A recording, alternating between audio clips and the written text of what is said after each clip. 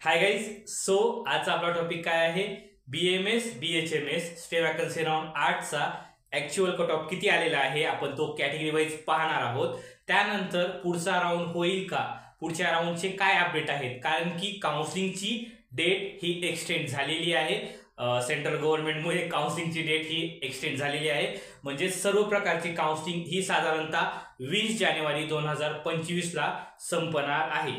लक्षात. त्यानंतर आपण डिस्कस करू BMS चे 2 नवीन कॉलेज येतील का, त्याचे स्टेटस काय आहे.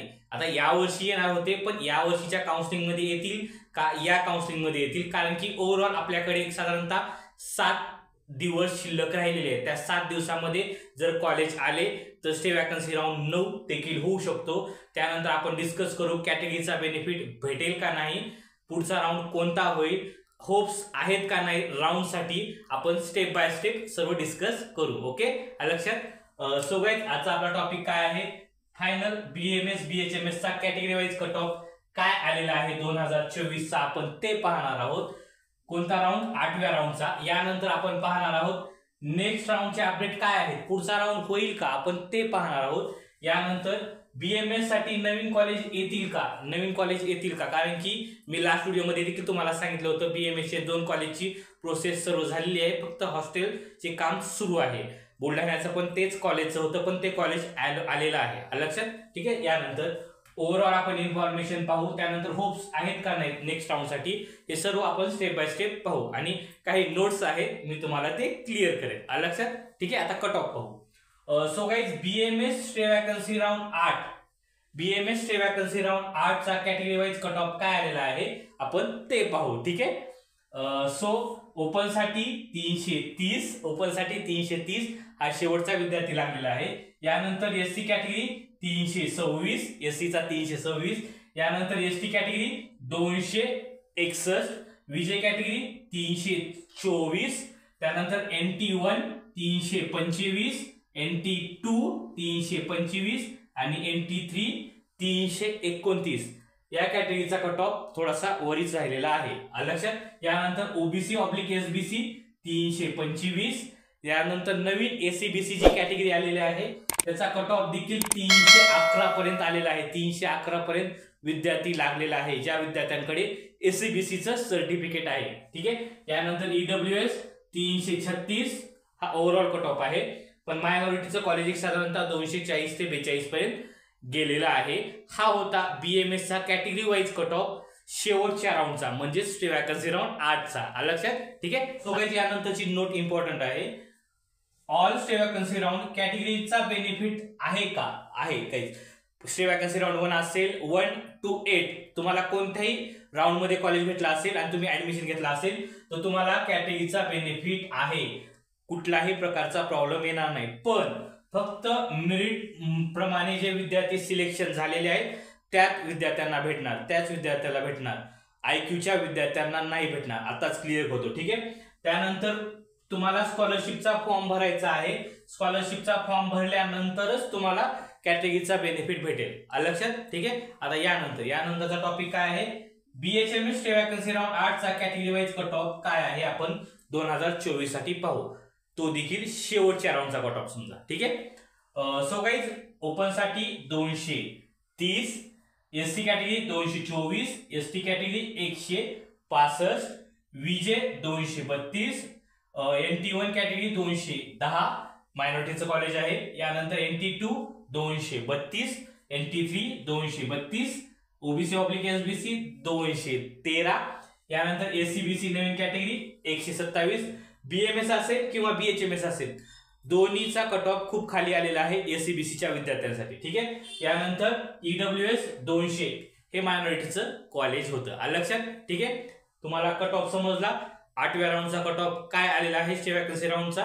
आता आपण काही नोट्स आहेत, त्या नोट्स मध्ये मी तुम्हाला क्लिअर करेन पुढचा राऊंड होईल की नाही आणि अपडेट काय आहे. ठीक आहे. सो गाइज, पहिल्यांदा पहा, सेंट्रल गव्हर्नमेंटने काउन्सिलिंगची डेट ही एक्सटेंड केलेली आहे आयुषची. तर 13 ते 20 जानेवारीच्या आत काउन्सिलिंग संपेल. ओव्हरऑल सर्व काउन्सिलिंग, छत्तीसगड असेल, अदर स्टेटचे सर्व अदर स्टेट असेल किंवा महाराष्ट्र स्टेट असेल, 20 जानेवारीच्या आत सर्व प्रकारची काउन्सिलिंग संपून जाईल. ठीक आहे. लक्षात. यानंतर 2023चं जे लास्ट ऍडमिशन होतं BMS असेल किंवा BHMS ते कधी झालं होतं 22 जानेवारी 2024. यानंतर देखील प्रोसेस झालेली आहे, पण एक्झॅक्टली डेट सांगतो तुम्हाला. 22 जानेवारी 2024 यामध्ये कोर्टा थ्रू ऍडमिशन घेण्यात आलेलं आहे. कोर्टा थ्रू म्हणजे ज्या विद्यार्थ्यांनी मॅनेजमेंट ऍडमिशन घेतलेलं आहे त्या विद्यार्थ्याला डिसेंबरच्या राऊंड मध्ये टाकण्यात आलं होतं, ते देखील लिगली. लक्षात? ठीक आहे. Not conduct spot round, low seats शिल्लक राहिलेले आहेत, म्हणजे स्पॉट राऊंड हा कंडक्ट गेल्या वर्षी करण्यात आला नाही. आणि जागा ज्या काही शिल्लक राहिल्या होत्या, एक साधारणतः 20 ते 30 जागा शिल्लक राहिल्या होत्या, त्या तशाच राहिल्या आहेत गेल्या वर्षी. तर यामुळे आहे ना, जर नवीन कॉलेज आले तर आपले राऊंड होतील. लक्षात? ठीक आहे. यानंतर पुढचं पहा. आज आहे 9 तारीख, आज 9 तारीख आहे. सो चान्सेस कमी आहेत. काय चान्सेस कमी आहेत? स्टे वॅकन्सी राऊंड किंवा स्पॉट राऊंडचे. आज 9 तारीख आहे, तर आजच्या डेट मध्ये कुठल्याही प्रकारचे अपडेट आले नाहीये BMS BHMS साठी CET सेल साइडने.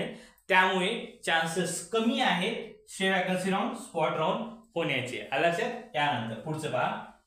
लास्ट 6 डेज, आता शेवटचे 6 दिवस शिल्लक राहिलेले आहेत. शेवटचे 6 दिवस. इफ जर 2 नवीन कॉलेज ऍड झाले, तर 100% स्टे वॅकन्सी राऊंड 9 होणार. तर 100% स्टे वॅकन्सी राऊंड 9 होणार. अदरवाईज कुठल्याही प्रकारचा राऊंड होणार नाही. तुम्ही सरळ सरळ रिपीट कडे जावा. रिस्क घेत असताल तर तुमच्या ह्याच्यावरती रिस्क घ्यावी लागेल. आता सांगतो तुम्हाला, कारण की कॉलेजचे बजेट जास्त आहे. ठीक आहे. यानंतर 2 जे कोणते कॉलेज होते, आदर्श आयुर्वेदिक कॉलेज सांगलीचं होतं आणि श्रेयस आयुर्वेदिक कॉलेज साताऱ्याचं होतं. यांना परमिशन भेटलेली आहे पण ऍड झालेले नाहीयेत. यांना परमिशन भेटलेली आहे पण ऍड झाले नाहीयेत या काउन्सिलिंगला 2024च्या. ठीक आहे. यानंतर पुढचं पहा. पुढची नोट. College ready.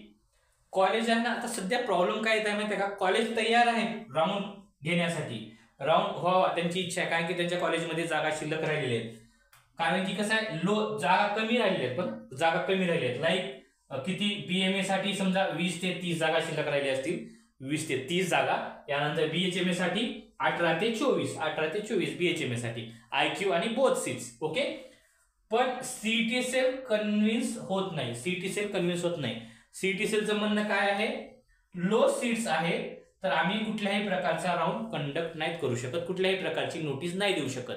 कॉलेजचं म्हणणं आहे आमच्याकडे जागा शिल्लक आहेत, तर तुम्ही पुढचा राऊंड घ्या. स्पॉट राऊंड असेल किंवा इन्स्टिट्यूट राऊंड असेल किंवा आपला स्टे वॅकन्सी राऊंड असेल. लक्षात?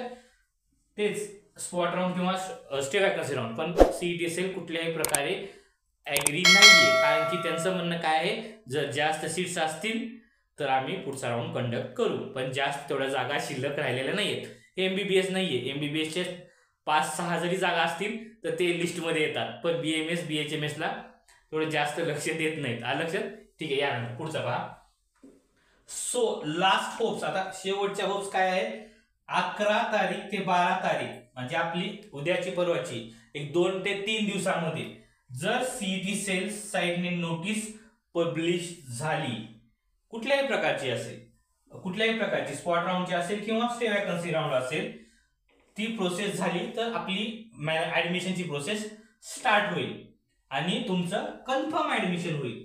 फक्त एक नोटीसची गरज आहे ज्या विद्यार्थ्यांना मॅनेजमेंटने जरी ऍडमिशन घ्यायचं असेल तर, कारण की कुठल्याही प्रकारची रिस्क कॉलेज घेत नाही आत्ताच्या सध्याच्या स्थितीमध्ये. ठीक आहे. यानंतर पुढचे पहा. आता CET cell spot round conduct.